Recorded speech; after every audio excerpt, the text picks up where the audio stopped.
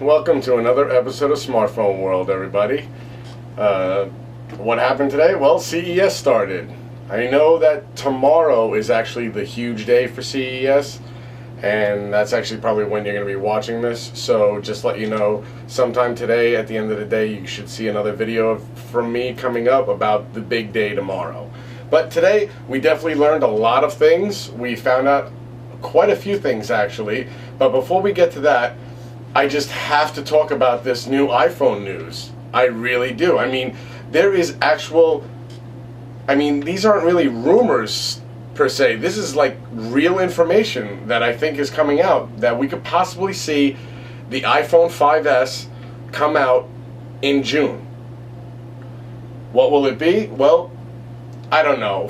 With my own thought process going, I think that it's just going to have a bumped up processor, maybe higher RAM. Same display, same body, same everything else. But I'm hearing that there's going to be two different iPhones, a high end and a lower end. So basically we're going to see an iPhone 4S in a different packaging and maybe from what they're saying, a larger size screen. But there is no way they will call it an iPhone 5S with a larger size screen. They will clearly call it an iPhone 6. And the iPhone 6, they would definitely hold off until September. Now, I even heard one guy saying that the stock prices in the next year for Apple is going to go up to $750 a share. Now, let me get something straight.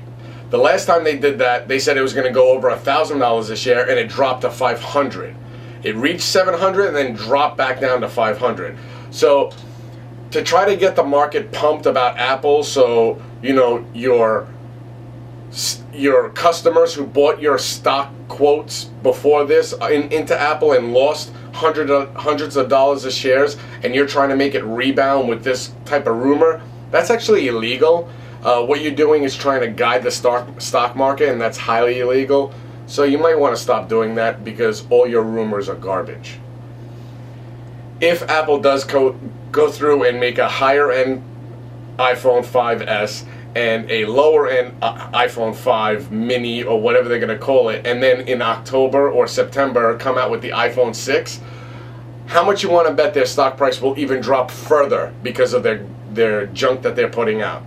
I'm sorry, it is junk, and even iPhone fans are calling the iPhone 5 junk. Moving on, we're not talking about iPhone anymore. Now we're talking about CES. And did anybody see the Tegra 4 processor? Anybody? With 72 graphic cores? Are you kidding? I can't wait to see this thing in action. There is no way anybody will be able to beat that. The graphic playback that this thing is going to be able to do, and the gaming you're going to be able to do in a smartphone now, full out gaming. I could definitely see full out online gaming that you see in a PlayStation 3 or an Xbox in your smartphone with this processor. Without a doubt. Crazy processor. Very cool. I am definitely liking that. Now, what have we heard? Can you believe that is actually a leak coming from CES before the actual announcement tomorrow? Sony Xperia Z, a tablet. Yeah. Supposedly that's a picture of it. It looks like a phone though. That does not look like a tablet to me. But they're calling it a phablet, so maybe it's a 5-inch display of the one that I was talking about. I don't know. That is a pretty sleek picture. What do you think? I like it. Now I just want to know what's in it. It's definitely going to have Jelly Bean, you know, and they're going to probably promise that it's going to have a key lime pie update in the future, but of course we're going to have to wait and see. Now, who really surprised me? Vizio.